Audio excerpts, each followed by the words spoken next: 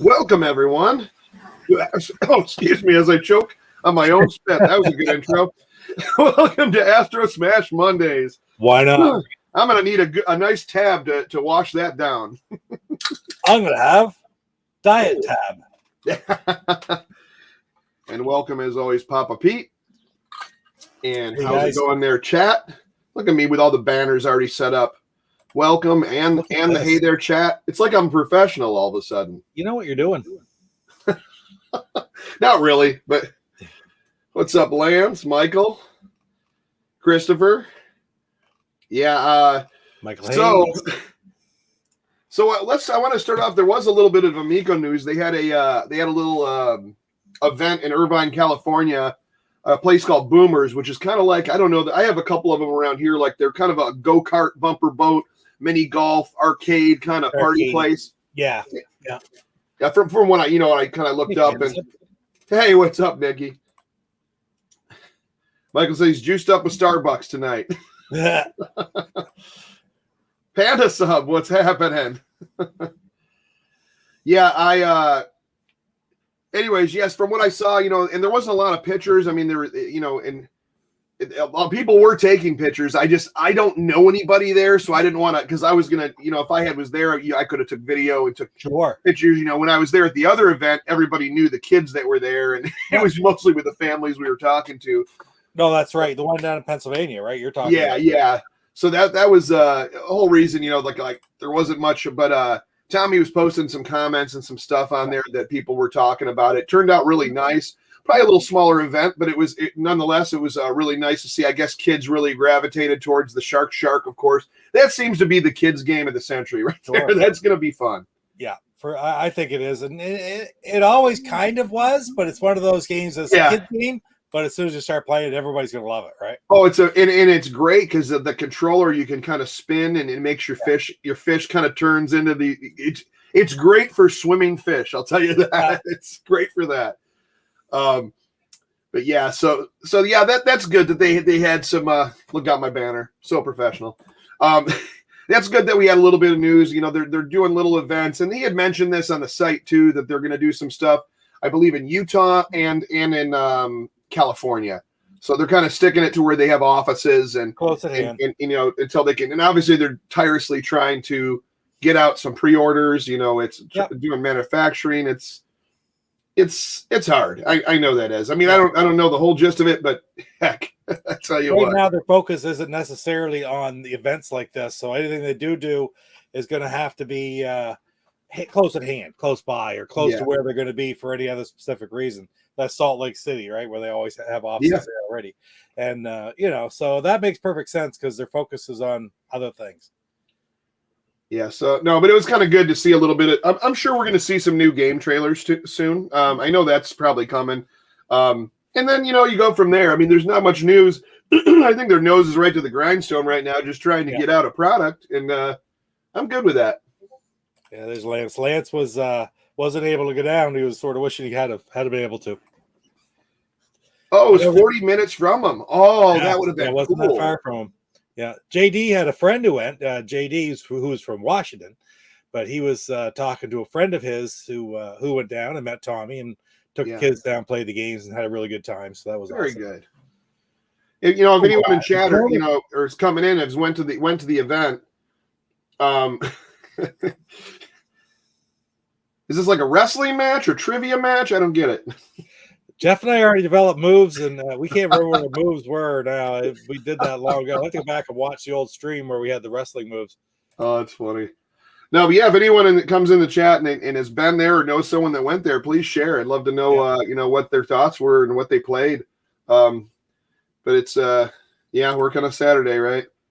I was actually lounging on a lake, although now it's back to work. Celebrity Death Match.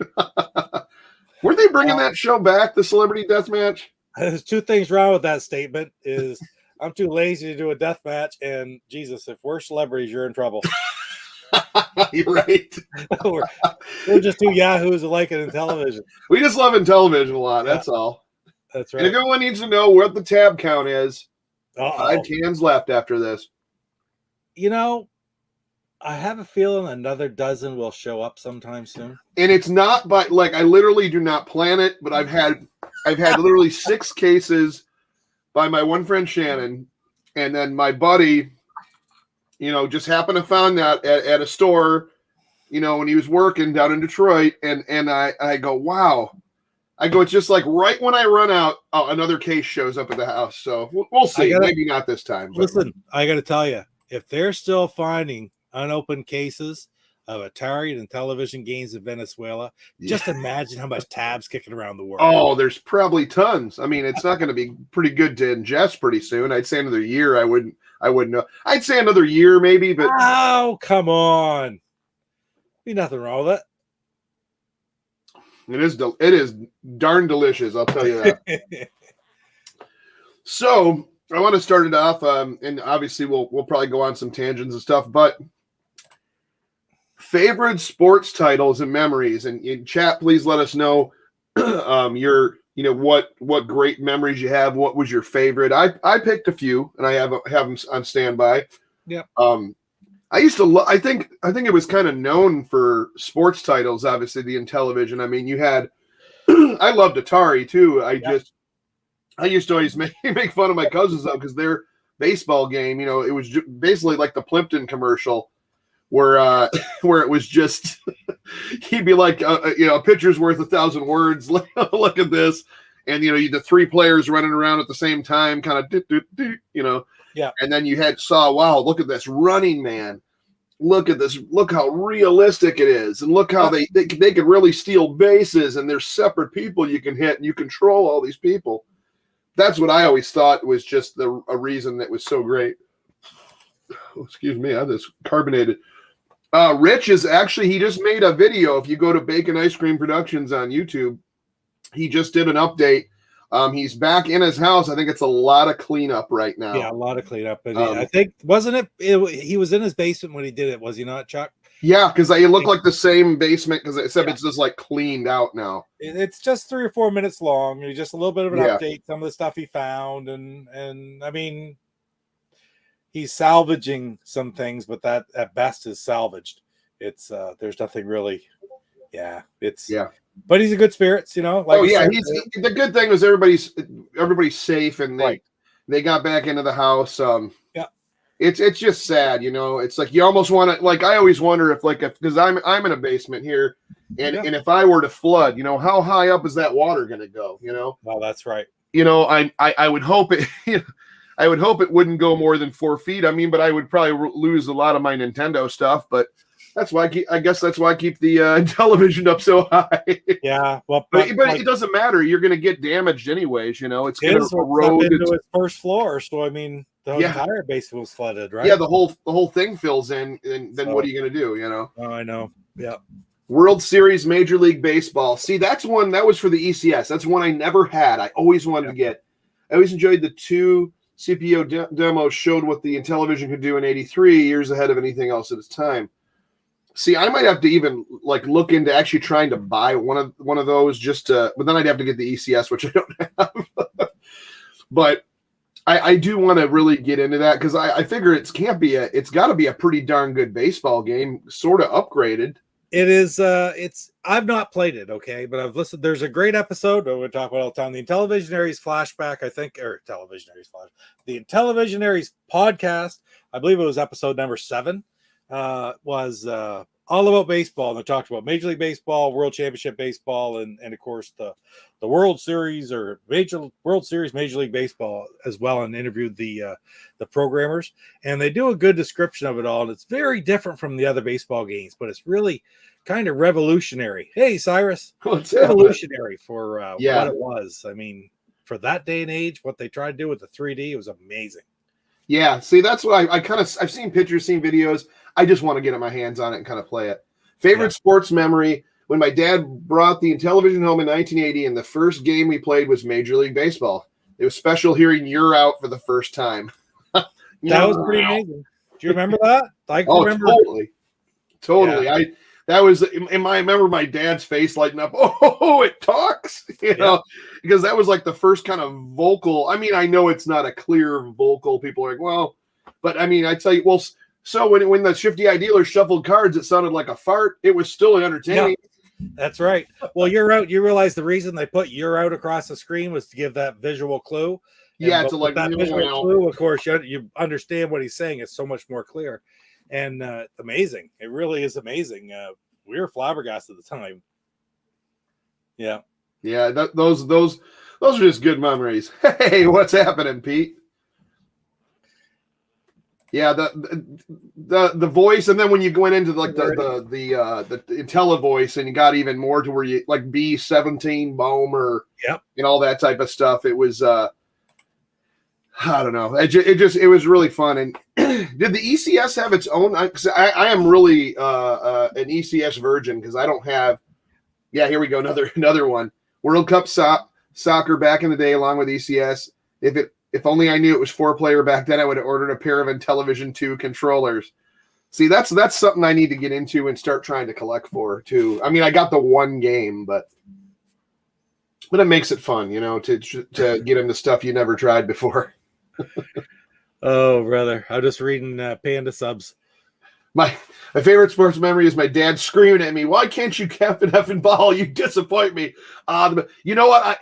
I've been there. I played baseball with my dad. I used to get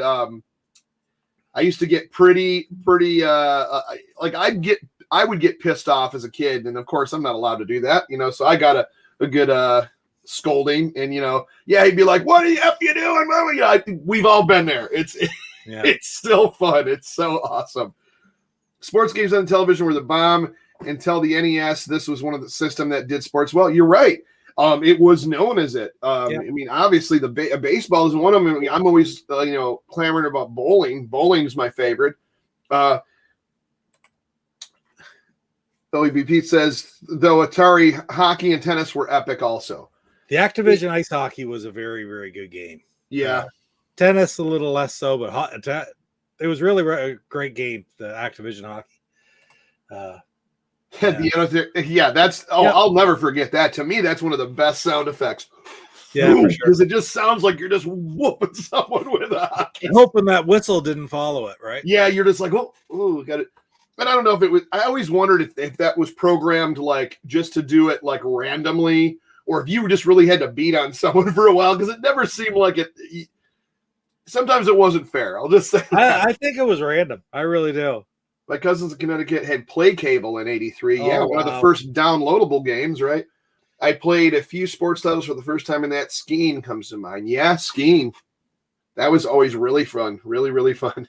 He says bowling's not a sport. Have you not seen those fantastic athletes and the builds they have, the diets they have, they go through just to throw that bowling ball? Bowling is too a sport. That's when on Kingpin, when they're showing the beginning, he goes, "I can't believe I'm surrounded by all these tremendous athletes," and they're all like smoking cigarettes and drinking beer. They got these big old guts. They're eating like a ham sandwich. Did you ever witness the glitch in television hockey when you're penalized, your player exits the penalty box, but he's still in the sitting position? I don't know if it's been a while. That sounds I heard of it. familiar. I believe I saw it once or twice, but it's pretty rare. So something has to happen just perfectly for it to take possession of the puck. Only way to get him out of the glitch is to body check him. That would be hilarious. Pete says, it's like curling. Any sport you drink and smoke while playing is not a sport. I mean, as long as your arm is okay. I guess that's what it comes down to, right? Those pitfall alligators in my memories as a kid, every time I would get on the screen, I was like, you absolutely learning the timing. Because every time you press the dish, you'd go a little more forward. And sometimes you'd be right on the edge by the last alligator. And you're like, if I just touch the dish to the left a little bit, I won't fall in the alligator's mouth. And then I can finally jump off. Those damn alligators are back in that circus convoy too, and that's the hardest part of the game. Such a cool game. Yeah. Reminded me of Weird Al's Canadian Idiot. They treat curling like it's a real sport. Yeah, then there you go. Golf, you're drinking, and I mean, I don't know, not many people smoke these days, but I'm saying, that's another one, and that's considered a sport, right? When playing tennis, it can become a home run derby if you return the serve before it touches the ground. Watch the eyes of the crowd follow the ball when it leaves the arena.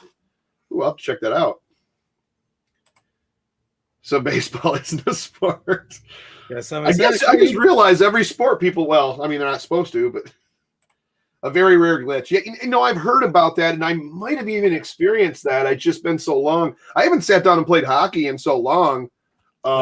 Because I just don't really have anybody who wants to play with me. You know, I would love to sit down and play hockey. Why I'll preach once again. I was hoping for some sort of peer-to-peer, right, with the Amico. Yeah, right.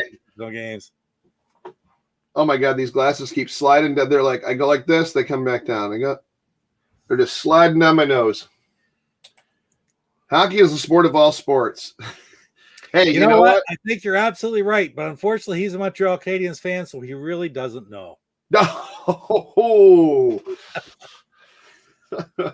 I have, you know, and it's sad. I was never a big. I loved hockey. I always liked because it was just. I'm sorry, it's just fun. Baseball I could watch. But I could sometimes it would take too long. Football, American football never got into much. I mean, heck, our team was the Lions. What was I supposed to do? Have you ever? Yes, he has. But what do you say? Major Amico feel no peer-to-peer gameplay. Yeah, we'll see. You never know. I'm hoping that'll be something that. There we go. Nicky will play hockey with me. There you go. Well, then come on by and let's play some hockey because I am ready. And capture and stream that. There you go. After I'm done with the stream, yeah, that's what I want to do is stream some Intellivision, like a 2-player sports game. Exactly. Yep. That would be so awesome. What's up? One more quarter. AOMQ. But yeah, I think like I was never like a big sports guy growing up. You know, I was more of a nerdy guy. I'd rather play some games. You know, and I don't know. I think and even after the pandemic, like I would watch a lot of baseball. I'd even follow football a little bit. Wrestling I was always into, so that was a big thing. But you know, when it came down to it, especially now, it's almost like it's not fun yet until everything gets back to absolute normal, which we're on our way. Auto racing was amazing when it came out, enjoyed exploiting the hitting tracks and streets. Hated it when my sister released the brakes and crashed, and I had to go back to start. And God willing, awesome. A week from tomorrow night, we'll have auto racing on the 125 being premiered on my channel. So air hockey would be cool. That would be a cool game. I would definitely play some air hockey, especially with the motion control. That would be cool. Yeah, I really loved auto racing. I did a video where I was just playing it. I forgot how fun it was to just let it get going really fast until you just totally crash out. I was streaming Intellivision on Twitch Saturday night after midnight to ring in the National Video Game Day. Oh, well, shoot. I have to check that out. I didn't know you streamed. That would be awesome. Oh. Diner was added to Retro Achievement, had to make an achievement attack. I don't know what that means. Oh, on like like on the on computer. Air hockey with motion controls. Yeah, I agree. That's that would be amazing. That would be amazing. I think any type of hockey game is just fun. I mean, you got two goals and you got people that are trying to stop you from getting those goals. What's not fun about that? Yeah, it's all the physics of making that air hockey game, right? There's been some good ones over the years, different systems. Yeah, good air hockey games. You get I don't think I ever really got into air hockey game. I think NES had one. I don't know. I remember playing them on the PC, and you'd use a mouse, and the mouse actually had the best feeling of everything. Oh, because it would feel like you were holding up the paddle. Exactly. Yeah, that makes sense. I saw Michael had one on there a second ago. He said, "You saw my posted map of auto racing, right? I don't know if I have or not. I'd like to see it though. I want to see all these secrets. I'd like to get a look at that because, like I said, isn't that on the manual this week? So I really there's a map of there's pictures of all the different tracks in the manual. But this is everything. Map, I think I have seen it. If it's the one Michael's talking about, I have seen the big map where they're all on one page and it shows how they all link together in perspective with the drag strip in the middle. Yeah, because you're always looking for that little skinny drag strip. Yes. And then all of a sudden, it's hairpin turn, and you crash, and you got to start over and find that. Yeah, right in the middle. If you can get to that drag strip, it's just one straight strip of asphalt in the middle that doesn't go anywhere. Right. Yeah. I posted it on Reddit. Game. I think I've seen it. I think so. Okay. I do have a map that's like that. Yes. That is really cool.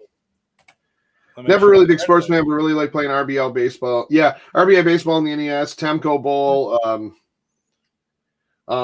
Yeah.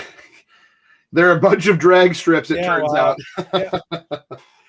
Good point about RBI baseball. You look at all the different games, like we talk about the NES being the next system to have the best baseball games. But, it still lacked one very important thing that the Intellivision had over top of it, that the Intellivision had the ability to allow you to select any one of your 9 players at any given moment. Very true. No other game has ever had that capacity. Even the NES one, it automatically selected the players for you for the most part. Yeah. That you were controlling. So that's what made it. Kind of was above even the NES or any of the games that came afterwards. Yes, other graphical aspects improved, but not the actual controllability. It was the best on Intellivision than any other system's ever been. That's why the potential's there for it to be that way on Amico for the first time ever since. Yeah, and I can't wait for the new one, like Amico Major League Baseball. It's going to have that same feel. I mean, yes, graphical difference, but I love that top over. You're looking at everything on the screen. You're able to select your player, which I'm sure will be the touch screen, which makes absolute sense. I can't even wait, for the classic one to come on the Amico to where you have that touch screen overlay. Because I think that'd be cool to have those. Because I always said that, before they even announced, like, hey, we're going to do a new Intellivision. I was like, if they did a digital overlay on a color screen would be amazing. And so that's why I'm so into that. And when you think about it, that's going to sort of limit the way you hold the controller as well. It's going to put people back to the holding a controller like an historic or original Intellivision controller, because that's really the only way the overlay is going to lay out properly. Yeah. What's up, Chris? How you doing, man? Hey, great. I wish Mattel had a chance to release those expansion tapes for World Series. There have been actual teams with the 84 and 85. Oh man, then it would have had the 84 Tigers. That's right. The sound in the NFL. See, now that's when I watched. That's probably the last time I really watched baseball, other than a couple here and there. I kind of jump on the bandwagon. I'm not gonna lie. The sound of NFL football when you completed a long bomb pass for a touchdown was very cool. This is when Monday Night Football was in its heyday. Yeah, that's. And I'll get into what my favorite is. Remember an 8-bit baseball game, if you brought in an outfielder to pitch, his only pitch was called fat and it would result in grounders only. I don't remember which one. I'm trying to remember that. But my favorite one, and I guess I could start with that one, is Super Pro Football. To me, this was just a greater enhanced version of the original. I mean, it looked, as far as gameplay, it looked pretty much the same as any Intellivision football game. You had the little commentator guys, it was kind of neat. You had the blimp flying by. You had the title screen. The whole, you can pick your plays by hitting the number pad. To be honest, I just couldn't wait to get to the play screen, because either way, you're going to try to run and avoid, what's going on. I really have such a good time with this, to the point where, last year I haven't, but every time my cousins have a Super Bowl party, I would bring my flashback over, me and my one cousin would play a full game of Super Pro Football. I'd usually lose. Didn't say I was good. I just liked it. I love setting up 2 CPU teams to skill levels at both opposites and watching the game end in 255-3. My dad enjoyed PGA golf. The sound when the ball dropped into the water frustrated him even more. And that's great that what does this say? Can those sleeves function as Blu-ray slip case covers? Which I don't know what he means. Maybe what is that from? You're talking about on the game? On the new ones you're saying? Or the old ones? I'm Trying to think. Yeah, maybe. Oh, I see what you're saying. Like the old Intellivision cart boxes, they might be around that size. I think Blu-rays are a little smaller. Yeah. Yeah. But as far as the golf, this was, and my dad played a ton. My dad and my uncle and all his friends would always play PGA golf. But when he saw this come out in, what was it, the 87 catalog? Of course, it's not it wouldn't have it on here. But that was Chip Shot Super Pro Golf. And this, I tell you what, that's an in-depth 16-bit processor being used right there. From the menu screens, you can build your own golf course. You can play a couple courses that were actually real courses from around the world. And just a great selection menu, a putting green, a driving range. And they just took all the aspects of PGA golf and kind of upgraded it. And I thought Chip Shot Super Pro Golf is definitely one to get. If you're going to get a golf game, I mean, it's fairly cheap still. If you can, it's a little rarer to find, but it's definitely one I like. Chip Shot Super Pro Golf, first game promoted in the NTV catalogs. Yeah, that's where my dad got it. We got that like the comeback catalog, in the late 80s, and at that time I think I already had an NES too. And they were like, hey, let's revamp it. We'll send your old one in. If you buy a couple games, we'll repair your old one for free. So my dad's like, hey, I forgot where it was, dig it out of the attic, or like we're gonna send it in and have it fixed. And I remember he ordered Chip Shot Super Pro Golf. I think it was it Super Pro Wrestling, which I don't have anymore. Oh. And Sub Hunt, because we never had Sub Hunt, so we got that too. And no, I think and then something else. But that was like 3 or 4 games we got. Yeah, but yeah, that was one of when I wish I would think about that. I wish I would have got Spiker. Yeah, really. Too bad you didn't like volleyball. That would have. Maybe it wasn't until then though, because it was the very last one released as well. Yeah. Right. Yeah, I mean, and then so my number 3 would have to be obviously NHL hockey. Although Slapshot Super Pro Hockey, another upgrade for this. Yep. I do have the Blue Sky Rangers version of that. But this, I've had so much awesome memories, and yes, the thump sound was one of my favorite things.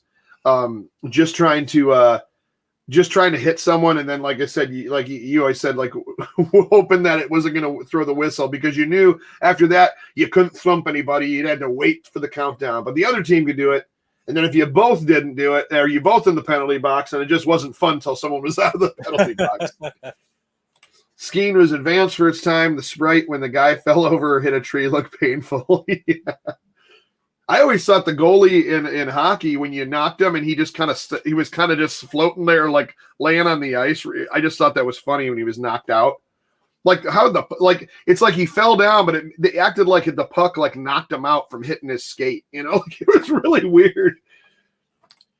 Would be cool to see old Sears Christmas catalogs with it. Oh yeah, I've seen a few of those. I have one of these things. I forgot where someone sent it to me. Right, I just happened to get it with. Look at this! Exciting gift ideas now, 25% off. I think Did you get that catalog? Where'd you get that one? This came with something I ordered. Yeah, there you go. Chip Shot Super Pro Golf Slapshot. Yeah. Hey, wonder if I send that into Mattel if they'll honor it, or NTV Corporation. Yeah, look at this NTV order form. This is how you ordered all the games. Isn't that crazy? Some of these, I love these old catalogs. Oh, there's Diner advertised, sequel to Burger Time. Commando, what a great game too. Dig Dug, that was when they introduced Pac-Man for the first time. It says half the price of Nintendo. I love that as a selling feature. Half the price of Nintendo. Yep. People don't realize that it was still on the shelves at Toys R Us with Nintendo. I remember ripping the sprites off NHL hockey using the ECS sucky feature and seeing what it looked like like an animation of a player somersaulting. Okay.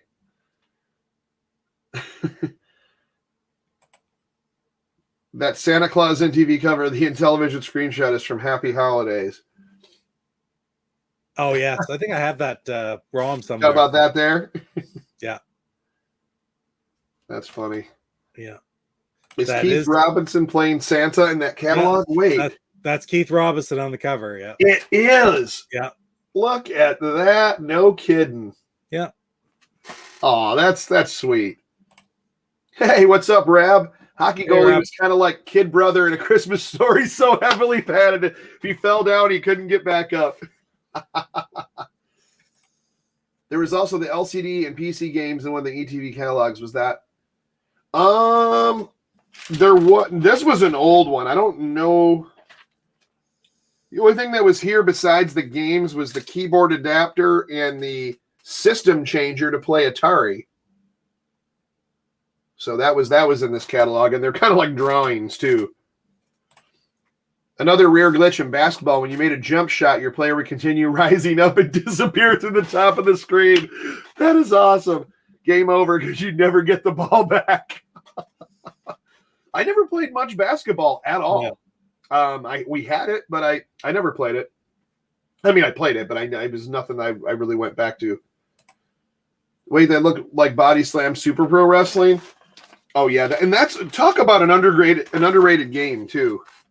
They did a great job. I mean, if you like pro wrestling for the NES, I don't see why you wouldn't love Body Slam Super Pro Wrestling. Everything was super and pro. Yes, Rab is in the house. Yes, is that where you ordered the ECS first chance we got? Yeah, see, I never did. My dad, I don't know if he really cared about computers or anything, but it was more or less, I guess, just we never got it. I don't know. I remember back in the day when it was first ordered, the plan was to get the master component as soon as possible, and it never did come out across the country. If it didn't come out at all, I might still have one today because my brother-in-law definitely was getting it. He was looking at it for the entire year and a half, 2 years when it was being advertised as coming soon. And it's just too bad that it didn't work out this part of the country. Yeah. That's and then when it comes down to baseball, I always liked I love the drawn out screenshots. But I always loved a World Championship baseball. I grew up obviously with Major League, and it got to the point where me and my friends, and I guess you could still do it on this one somewhat, but I think it was a little more trickier to keep, because what happened is we get so good that me and my friend would keep playing it, and we keep just every time we'd hit it right to the pitcher would catch it, the pitcher would catch it, the pitcher would catch to the point where we knew what we were doing and where it was going to go. To whereas this was a little more tricky, plus it added the slide feature. And did you know, and you probably did, it's one of those things where people post these videos. I was this much year old when I learned this simple thing, was that you can move your players around where you wanted them and then unselect them and they will stay there. So you can literally take all your outfielders and put them in the infield right next to the pitcher in a big long line and unselect them, and they'll stay there. So they'll be right there. So no one can even bat it out to the outfield. So funny. I did not realize that till probably 4 years ago, which is so stupid of me. But yeah, I never knew that was you were able to do any of that. With the World Championship, though, they can hit fly balls. So yes, a lot more effective in the Major League Baseball if you could have done it then. Yeah, the one where it pops up and gets all big for a second and comes back down. Yeah, but Left at the back cover of the World Championship Baseball Manual. Ooh, now I want to know what was on the back cover. I have it. Mine's in a clear box. So. Whoa. Overlays. Due to the sophisticated and complex nature of this game, at times interference may appear on your TV screen. If this happens, simply return to start. Oh, the bug. That's right. It had a bug that they never fixed. I do remember that. Yeah. What's the Amico thing on the shelf next to the Evercade? It's your bag. You mean this? Oh, it's just a flyer. It's a flyer from the thing in Pennsylvania. Wow. Yeah. If this happens, simply turn off and restart. Yeah. If you can't fix a bug, turn it into a feature. That is a feature. That means you get extra points. You start with 10 points, or you start with 2 points. Translation: we're shipping the game with bugs. Well, they couldn't find it. They never did figure out why it happened. What's up, Born Distracted? Yeah, that's the Space Hawk black holes. Yeah, exactly. And I never ever did see one. Yeah, I don't even think I remember having a problem with Space Hawk. I probably didn't play it enough to get deep into it, but I used to play it for a little bit. Played it a lot on the INTELLIVISION lives on the Xbox. That was in the manual here somewhere, though.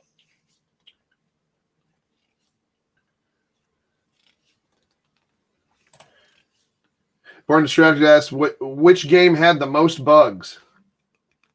I don't even know. I know there was like lots of like little loopholes and what's that there? Every once in a while, your space hunter will move near a black hole, and the computer will automatically put him into hyperspace.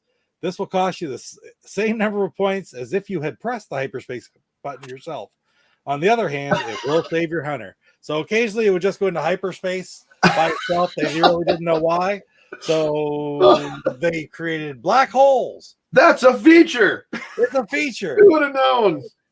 I don't know. I remember on Donkey Kong, Born Distracted asking about which game had the most bugs. I'm not sure about that, but I do think that there was like in Donkey Kong, there was things where you could actually jump out off the girders into a void, and you would just hover there, and you could avoid everything. I mean, eventually the countdown clock would run down.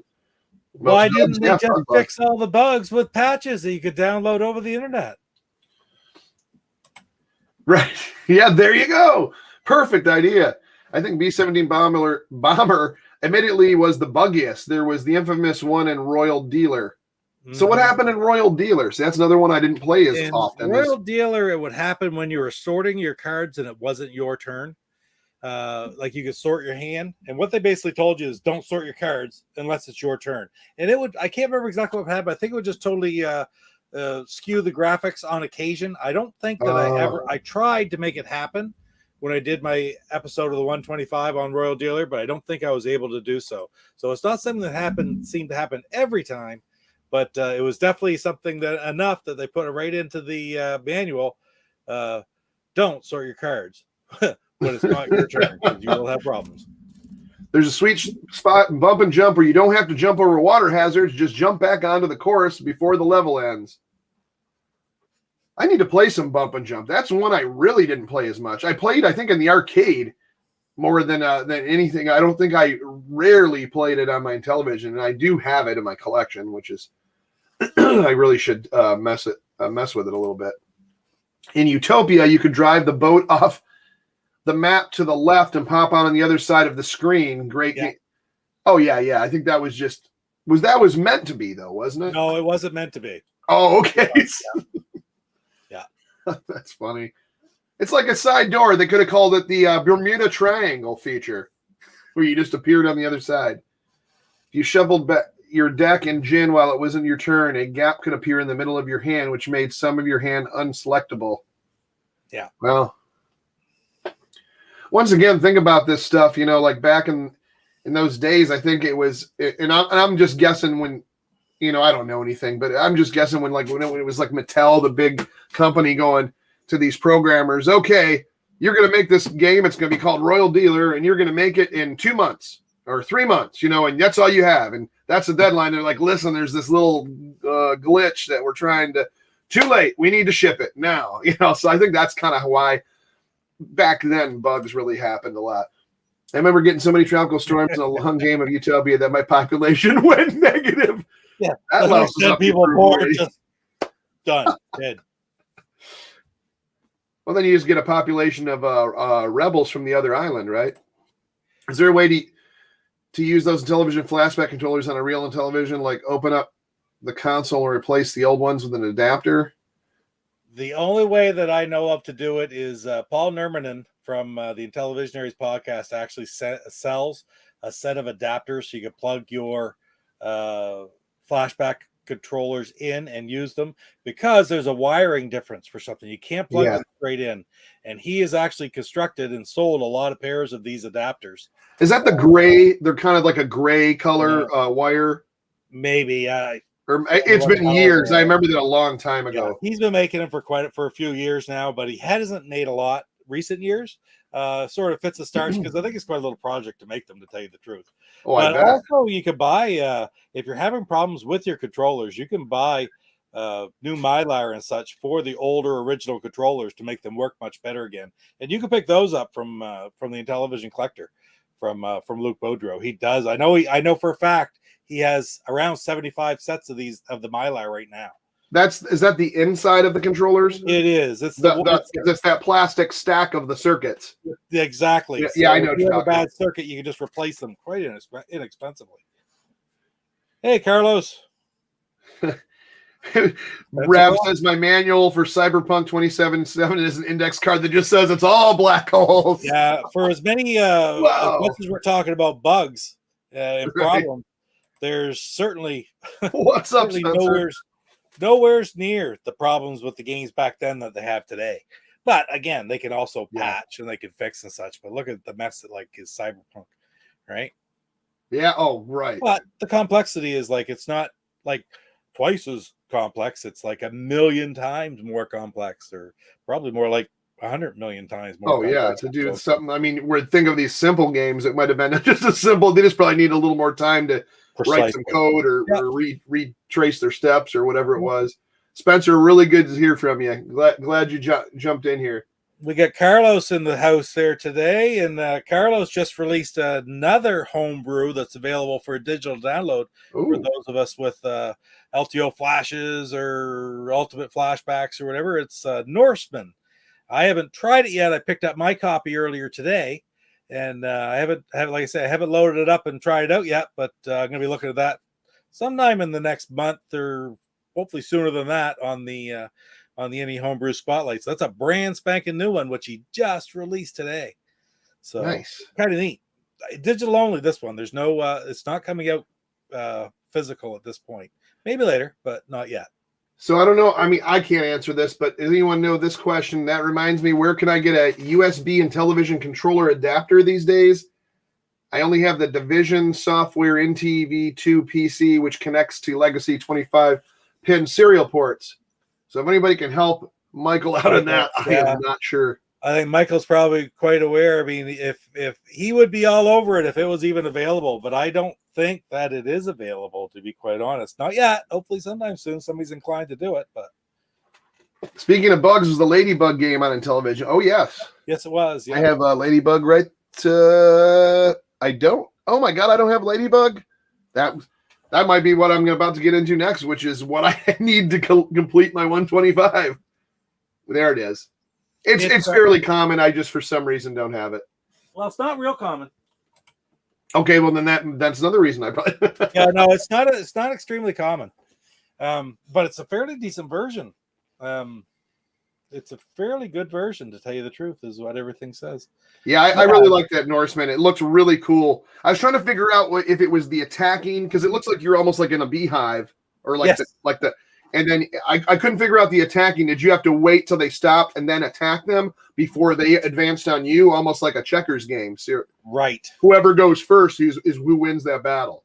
There's a couple. If people look on Carlos's channel, he's got little previews of his games that he's programming, and it's on there. And it's kind of hard to tell because at the end, the enemy kills your man, and it was sort of like moved into a spot. It's like you have to jump onto the enemy, but if the enemy jumps on you, they win. Is what it sort of looked like. Yeah. It looked fun little game too. I would be very interested in a physical, because you know how I am. I love the physical. Exactly. Yeah. And maybe sell a few of these, and one of the publishers will pick it up and make it a physical release. Right now, there's a lot of physical releases going out. So Tails power to Finnegan Fox Miles. That'd be kind of cool. Have him have a little sidekick. Wow, congrats on the release. I was waiting the new batch of LTO Flash, and I think I missed it. Yeah, it's check it out. It's called Norseman, Yeah, and it's on YouTube. He's got it on Carlos's. But yeah, it's really it's a fun looking game. Like I would definitely get that.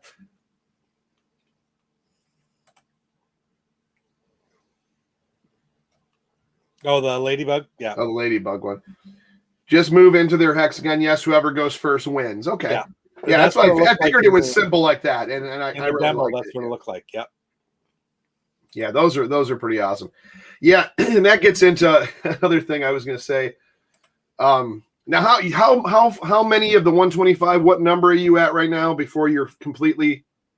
I'm at 116. That's good. Yeah. Because I'm missing. I mean, I got my checklist here. Yeah. I got all the original all the way up to, so I mean, if you're going through the Intellivision collector list that they had a couple years back, I got like all the Mattel boxes, all the pretty much all the way up from Auto Racing to B-17 Bomber, which is the, obviously the voice. Yeah. I have, so as far as Parker Brothers, I need Super Cobra. I can never say this right. Tutankhamun. Congo Bongo. Oh, that's a Sega. The two Dextel games, the tennis and the World Cup. And then hold on before I if you rank the Coleco games for television, would Donkey Kong be last? I don't know. From nostalgia factor, no, but as far as how good it was as opposed to how it was to match the arcade, yeah, it'd be last. We have a question for Coco. Does she ever exercise? No, but she's exercised for me. I love it. Aw, now that's just sweet. Oh, so that's pronounced Tutankhamun. Tutankhamun. Lance says, between me and my sister, we were at 83. She has our old family collection. Zaxxon Turbo would be last amongst Coleco games. See, I like Zaxxon. They did a Zaxxon. I don't know if it was like an upgrade or it was like there was a homebrew called Space Raid. Yep. I don't know if it was just an upgraded version of Zaxxon, I'm guessing. I believe that was Oscar that did that. Oscar Toledo. Yes. Yeah, Oscar did that quite a while ago, like a long time. One of his first ones. Yeah, so the only original Mattel Electronics game I'm missing is Masters of the Universe Power of He-Man. And I can do a major upgrade on my He-Man game. And all I need is for Activision is River Raid and Worm Womper. Yeah, and then there it is, Ladybug, Turbo Venture, Zaxxon for the Coleco.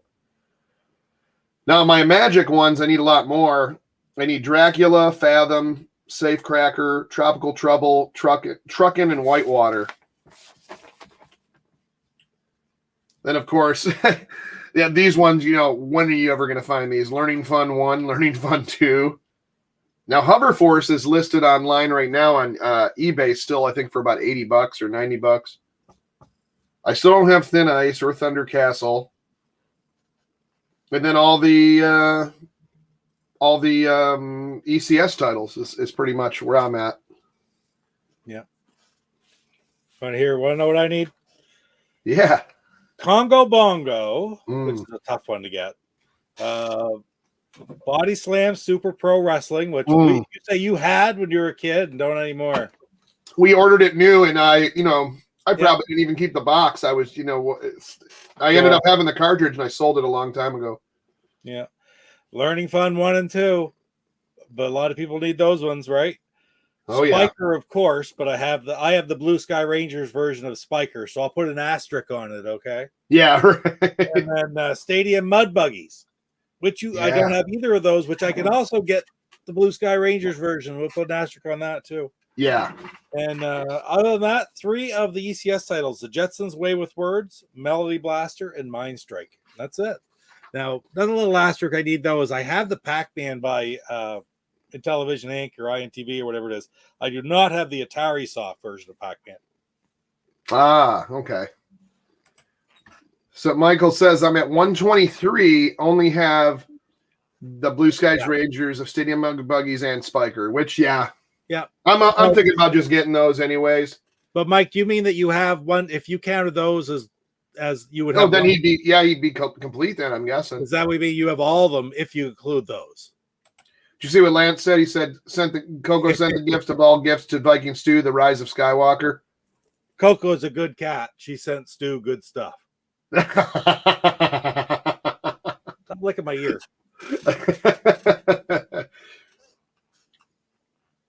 Stu will adore that. Oh, that's very cool. Yes, all the others he has. So yeah, it's hard to try to collect. And there is ones I probably could have bought. Like I say, right now I really can't afford anything, so I'm kind of stuck in a rut for the collecting. I want to get that Stadium Mud Buggies one, and frankly, if something happened down the road that I got a Spiker and a Stadium Mud Buggies originally, great. But I'm just gonna buy the Blue Sky Rangers versions. Yeah, that'll be my 125. Because I say this a lot. People get kind of upset with me sometimes, but I have these games for me. I'm not having them for an investment. I'm not having them because I want to say I have the original. I have that game now. I guess a little different if I made it myself as a ROM, but this is something that's been produced by the Blue Sky Rangers, and it's the original game. So I'm going to be happy with that because I just can't really justify $2,000 for a copy of Spiker, right? I cannot. So, right, I'm going to be happy with that. And Learning Fun 1 and 2, I don't know if that'll ever happen. If something really works out, great. But if it doesn't, it seems like those seem to be more expensive now than Spiker. Yeah, well then, or at least close to it. Yeah. I mean, I have not seen. I saw. There was a couple copies on eBay like a couple months back, like I think in May or July or I can't remember. Yeah. But I mean, like, it'd have to be pretty darn. Like, there's that pole position. I'll have to check that was 78. Just looking at last week's things we were looking at, and Super Pro Decathlon, which was $249 complete in box. Wow. And those orphan overlays are still up there for $1,500 something. Yeah, I'm sure they are. There was one that sold, but then another one's up there. What, really? They sell one for that? Yeah, that was remember we saw one. It was I think for $1,900 or $2,000 or something. And then the one that I originally saw is still up there for $15 something. Oh, okay. And then let's see, what was the other one? Yeah, of course that sealed sea battle for $199. Boy, that's a deal. Yeah, okay. The Cardiff Stadium Mud Buggies was $225. But if I'm going to spend that much money on just a cart, I want the incomplete. I want it. I'll spend $500 on the complete one. Excuse me. And I do want it. And that might. And do I like Stadium Mud Buggies? Not really. It's not the greatest controlling as far as like it's not like, to me, auto racing is way better than that. But as a collector, I want it in my collection. I think that's what it is. Yep. But yeah. Yeah, I hear you. Learning is not fun. It's fake news. I heard math is fun though, Cy.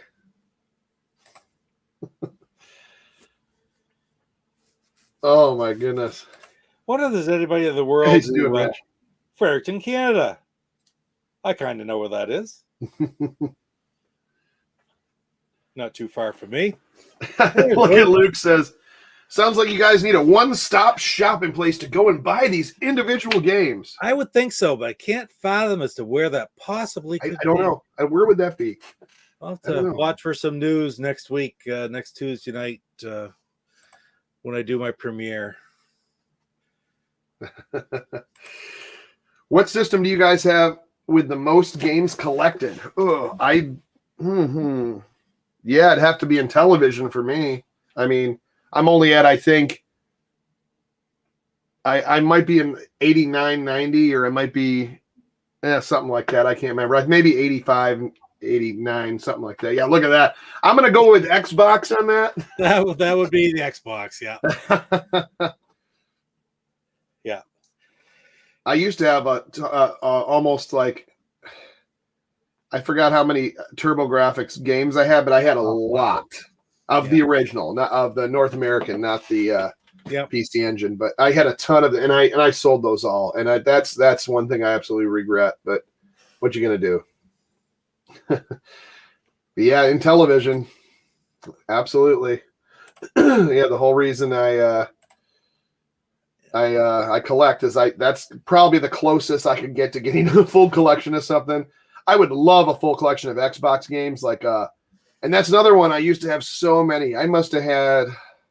Now I know there's what is it like almost 900 or 800 something original release. Unlike the 125, I could not give you a number on Xbox. Right. But I'm still around 200 shy. So I know Stacy Burns. I don't know if anybody knows Stacy or not. Stacy is the creator of Console Purist on Facebook. He's in the Atlanta area, and he's got 30 some complete libraries right now. Oh wow! And he's just recently. We've been talking a lot over the last couple of years. I did a review of his book and stuff like that. I've known him for 3 or 4 years, and he just completed his Xbox library according to the list that he has made. I believe his list has something like 874, something like that. That's what he came up with. And he's an aficionado of completing libraries, so he's got a pretty good number there. And back in the original Xbox days, it was at that point where, well, I guess even like in PS1 days and stuff like that, when you started getting the disc games, I don't know about you, but like I never collected them. I was like, I didn't think they'd be worth anything. If I wanted them again, I'd rebuy them. It was more about playing them. So I would do a lot of just trades. I'd be done with the game, beat it, trade it in. Instead of putting it on my shelf and wanting it. Yeah. There was a certain nostalgia to that. I think I even had that when I collected for NES. I liked having the NES because you'd always have your NES console, and back then maybe you had like 12 games. People were like, "Whoa, you got a lot of Nintendo games," and it looked cool to have those, Yes. And so that was kind of my first into where, oh, maybe I want that for my shelf. But then, I had so many original Xbox games, and I would just go in. It seemed like every other week. Trade it in for a new one, or trade 3 of them in and buy a new one, And once again, I would have had a lot more. You guys collect for the Analog Pocket? I do not, but I wanted to get the Analog Duo for the to do all the TurboGrafx stuff. I got this thing the other day. I don't even really know what it is. Oh, the Neo Geo Pocket. Yeah, that's what just reminded me of when he said that. The Analog Pocket. That's the analog systems. That new clone systems, right? Yeah. Did you guys get a copy of Too Human before they got taken off the shelf? What is Too Human? Oh, is that an Xbox? I don't know. Something's ringing a bell, but I don't know what it is. What do you think the most common sealed Intellivision games are worth? Just sold 6 for 120 Canadian. If you sold 6 for 120, depending on what they are, that's a lot of money. I don't think they should be worth $10-12 a piece for a common, like for an ASTROSMASHED or a Space Hawk or something like that. Vectron. See that pile of Vectron? Where was that we saw the other day? I saw somebody had a stack, like probably 40 different Vectron games for sale. Does the official Xbox list include the? Yeah, I have all the Burger King games still. Yeah. Because you know why? Because they won't take them in on trade. They do actually. I think they are on the list. To be quite honest, Lance, any list that I've seen includes them. I got it. They're back there. Big bumping, Sneak King, big bumping, the kart racing, and one other one I can never remember. Sneak King, big bumping, and Xbox 360, and they were both either for Xbox or 360 because it was during that transition. Sometimes nostalgia ain't cheap. Well, you ain't kidding. Rich says, "Hail Vectron." Hail Vectron. Yeah, Rich, you said you're from Fredericton. I mean, no, that's not very far away from where I am, to tell you the truth. So, yes, I do. You said East Coast after that when I said I know where Fredericton is. You go East Coast. Yeah, I know exactly where Fredericton is. I've been there within the last week. So, Pocket Bike Racer. That was the other one. Yeah. Oh my God, that was for 99 cents or $2.99 or whatever they were. Oh, it was unbelievable. It wasn't. They weren't terrible. I'm going to be honest. They weren't terrible. No, precisely. Hail modded Vectron. That's right. He said he's got Michael Hayes with all the mods. Michael Hayes should be sending me that ROM of the East Coast Rocks. That's it, Luke. Get back here, buddy. And you got to send me that modded Vectron ROM. That'd be awesome. Where the nasties are turned off. Boy, I bet you get real far in that. I was shocked the other night when I played the stupid thing, and it's like at the level 5, it's like, how the blaze I do that? Yeah, that's kind of hard. Crazy. Oh, yeah. Well, it's sometimes that's the type of game where you can sit down and you just have a real good string. Yeah. And you get quite a ways into it, and I did bang, bang, bang, bang, bang, lost all my blocks or like that. Which one of your systems are hard to collect for? Turbo graphics. Oh yeah. It's I don't think things are hard to find. It's the prices that people are wanting to put those up to. No one cared about it, 15, 20 years ago. And in the last decade, I'd say even in the last decade, they have went up way too much, like unbelievably amounts for North American PC Engine.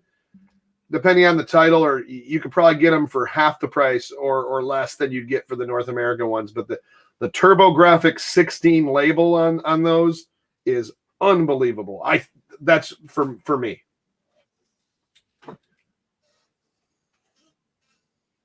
But yeah, that's about it on, as far as I don't think there's anything else I'm actively collecting for, like other than INTELLIVISION and TurboGrafx. But the TurboGrafx, I wouldn't mind getting, like, after seeing Papa Pete's video about that game room, seeing that, you could at least trying to get the original North American collection, which I think is, the Hue cards is only like 50 something, 56, is it? Or something like that. I can't remember the exact. 94.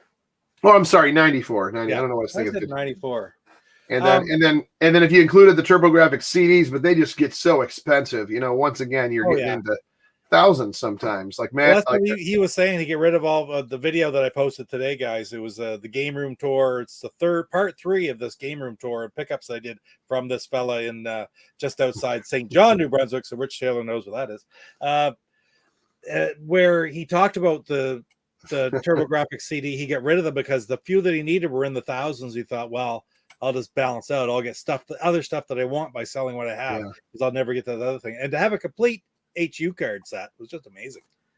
But I do still collect, even though it's not super active. I still do collect Atari in the box, and it's mostly subsets. Oh, that's beautiful. Look at those boxes. Because that I call the top row my rainbow row.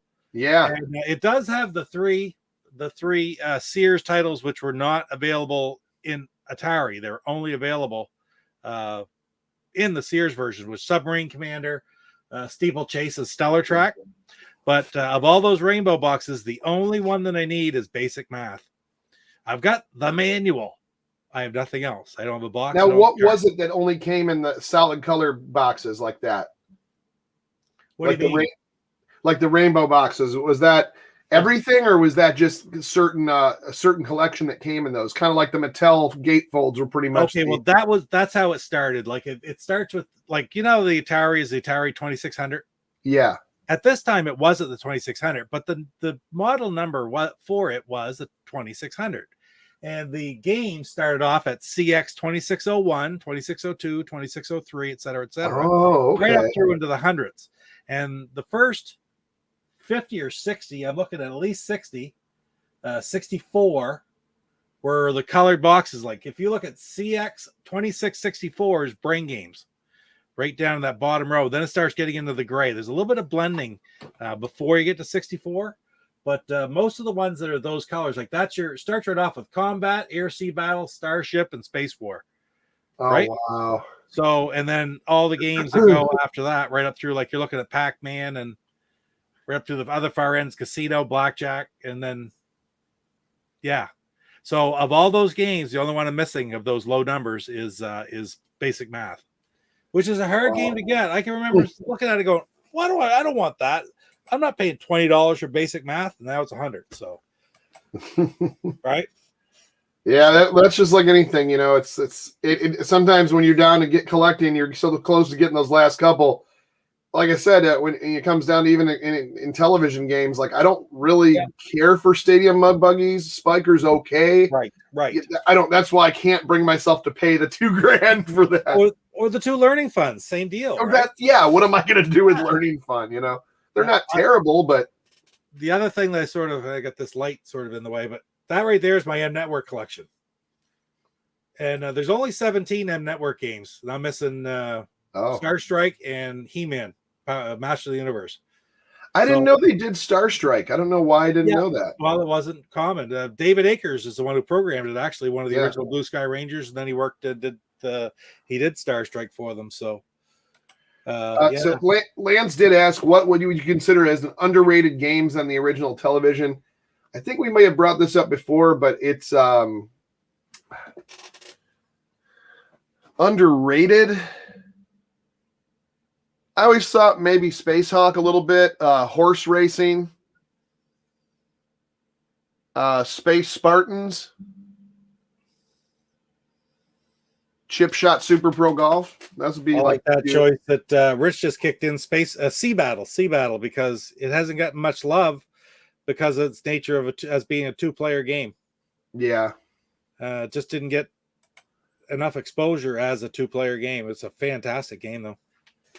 Winter project is to finish my virtual pinball build, mod an NTV, finish NTV collection, rebuild an Amiga 500, 1200, and CD32, a mod arcade 1-up. I wonder how far I'll get. Hey, you know what?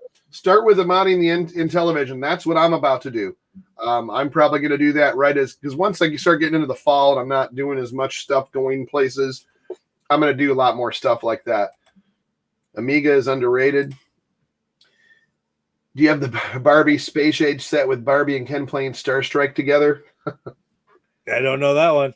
Sub Hunt. That's a good pick, Carlos, right there. Very much so, yeah. I was going to say, of all games, and Chuck, you and I talk about a lot, that was bowling. Bowling's an underrated game because I guess it was. Bowling, but it's amazingly complex actually for a bowling game. And if you like bowling and you enjoy doing that, it's very well done. Hey, George. Hey, take care, Luke. Thanks for stopping in, as always. X68,000 versus Amiga, or is greater than Amiga. Yeah, Mission X or Sub Hunt. I could see that. Yeah, it's there's quite a few. I mean, even like the Magic games, I think. Like Atlanta. Well, I mean, there might be some that are. I guess like Microsurgeon's another great one we were talking about before. Oh yes, absolutely. Yep. I was playing some poker and blackjack at the cabin. I had my flashback and my little portable 10-inch TV. Neat. We had me and my buddy were out on the lake with the pontoon boat. Come back and barbecued up some food. Had quite a few beers. Like, man, I was like, hey, want to play some poker? He's like, what's this? I was like, it's old Intellivision. Oh, sure. And we played for about 45 minutes straight, just yelling at the thing. That ain't fair. Well, how does he get a blackjack 3 times in a row? And I was like, oh, that's the shifty eye dealer. Welcome to our world. Snafu is underrated. Yep. Yeah, I would say so. Great music. Barbie and Ken were named after the son and daughter of the Mattel owners. Okay, I did not know that. It's a little creepy. Zach Sonford, they like to play, wanted some dolls of themselves, I guess. Zach Son for NTV was absolutely garbage. I hate that conversion. Yeah. Damn you, Coleco! Yeah. So maybe that's okay. So that makes sense why they made Space Raid then, because that must be to show that it actually could be done. Excuse me, actually done properly on the television. Oh, excuse me. Freya, do not alter it any further. And Skipper was the dog. Do any of you have any pet stories of them messing up your video game items? Hey, Chris. No, I had a cat one time. It was like our number 2 cat, because like I had a cat, and I guess this is growing up, and then my mom bought a cat after like 6 years after we had the first cat, which did not like the second cat very much. But I remember as a kitten, it went down into I had a Freddy Krueger glove, like the rep when they first came out with it was in the 80s, and the cat went down and chewed 2 of the blades off.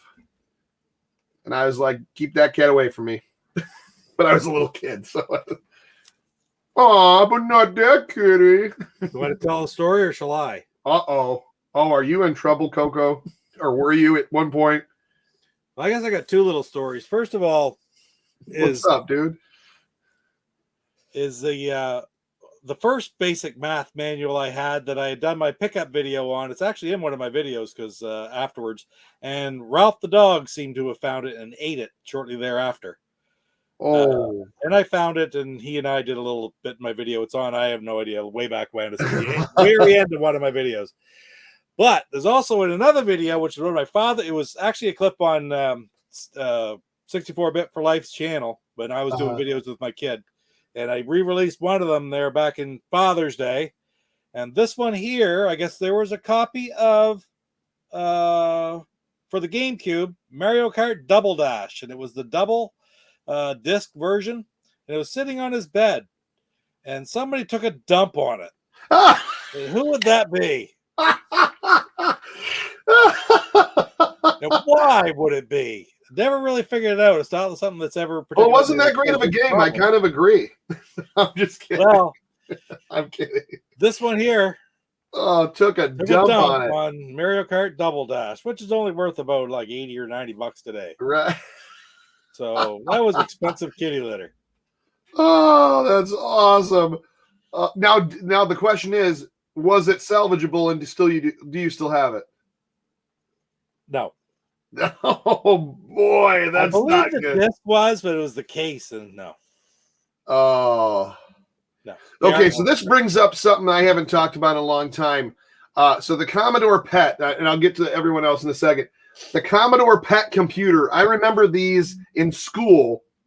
We would do the Turtle Tracks programs with them where you could spell stuff. And you had like a ditto sheet or Xerox sheet of, whatever they had back then, the purple ink. And you'd have to like read the programs and type out the whole program. And everybody had to have it look the same, the way that the Commodore PET computer also had if anybody knows what this is, it was a math game that we played in school. It was these robots. And it was, now mind you, this was all just the black screen with the green graphics. Everything was green on the screen, black background. And there's these rolling robots that would roll by, and to defeat the robot, you had to do the math problem, which I hated math. So, but if anybody knows what that is called, I would love to know. Yes, Coco does rock.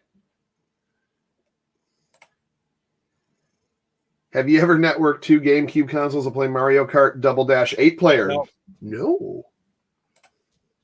I just got paid from TeePublic today. Pretty cool to get paid for something so simple as posting a logo. Yeah, really. Very cool. Not pets, but the post office. Last month, I got Super Pro football and a sealed Sharp Shot on eBay. Both sellers put the items in basic thin mailers. Oh, the boxes were smashed when they arrived. Oh, that sucks, man. Listen, I can get upset at the post office. But what kind of person sells a friggin' Intellivision game and then puts it in a mailer? Like, are you nuts? You got to put it in a box. Atari and Intellivision, you can get away with it with a friggin' game like this, right? No problem. But yeah. You can't ship those things like any other way. Yep, I have those and a drive reused from my junior high. Oh, cool. Oh man, I forgot that. I really want to know that I would love to get one of those again and just set it up here. I would literally keep that game with those robots going across the screen, running like on the shelf here. Oh, I would love to get a PET computer with the monitor. I think it was that built in. I think it was all built in at that together. time. Yeah, all one unit. Because they used to roll them in on carts, and we'd and to be like, "Whoa, we're going to play with computers today. This is going to be neat." Yeah. Were they Astro smashed? A regular PO smashed. Oh, that's funny. Yes. Yes. Aren't you glad Moogle wouldn't do that?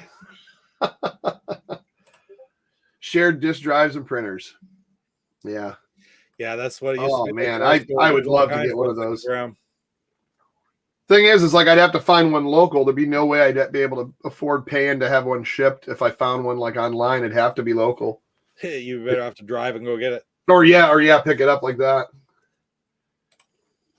One day I want an Apple, was that 2GS? Apple One IGS for the same reason. Yeah, it's just, there was a lawnmower game on Pet. Yeah, see, Pet computers, I mean, I guess that's more nostalgia. Obviously, they're not going to be fantastic.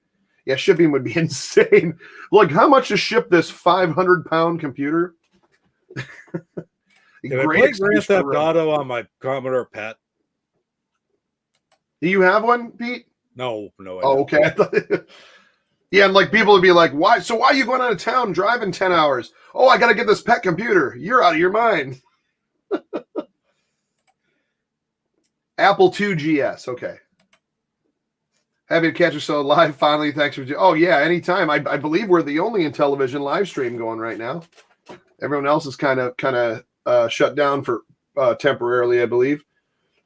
But Tandy beats Commodore Pet. I don't know. I never had a well, I take that back. A little later at a garage sale. Although this was still 1998, maybe 1999. I found a Tandy computer like from the 80s, one of their first ones, and it had the disk drive with it had the floppy disks. And the monitor was, it had its own monitor, everything, but it took even those game cartridges and they were like the vector kind of graphics. And I had a dungeon crawler, almost like a first person dungeon thing where you were fighting these monsters. Graphics were crazy. So I did have that for like a second. I didn't grow up with it, but I mean, I probably just because we never got that. But your channel's come far with summer over a nice change. Maybe I should get a channel. Maybe. Hey, it's fun. Why not? I'm having a great time with this. I mean, I did music for many, many years, but I was always on social media and always, in these chats and everything. I was like, why don't I do this? I've been sitting at home. I've been watching Peace Egg on Twitch for Wednesday night INTELLIVISION gameplay live streams. Peace Egg on Twitch. It looks like work. It is, if you're going to have subscribers. Yeah, and Pete will agree with this. It's the editing. Sometimes it's fun, but sometimes you're trying to get this content out and keep it consistent, and the editing takes a long time. If you're going to do it, it's one thing, to film with a phone and maybe just talk or something, but to actually put work into finding videos or graphics or whatever, it just takes a while. I think Tandy had first CD-ROM game system. I'm not sure. Maybe. I used to love Radio Shack. That was my favorite place to go in. Late 80s, mid to late 80s, up into the 90s. To me, it just had everything. My brother had a Tandy. Our first computer was a Heathkit. I've never heard of a Heathkit. Our Tandy Vision's hard to get. They have a unique look. Yeah, they actually have the wood grain on the top. So it's a dark wood grain on the top instead of the gold for the INTELLIVISION Tandy Vision. I don't see them as often. I know there's a lot. I mean, they're just a master component. They're going to play the same way. But yeah, I don't see them too often. TurboGrafx fast.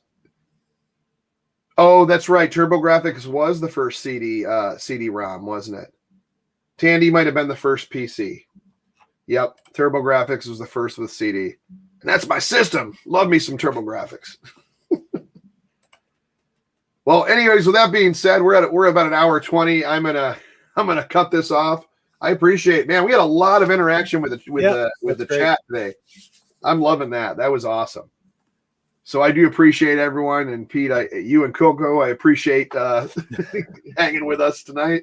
So tomorrow night you'll be hanging with me. Yes, that's what I was going to say. I am coming over to your channel for the first time. We're going to talk some AEW wrestling, specifically the All Out. Was it All Out? All Out pay-per-view.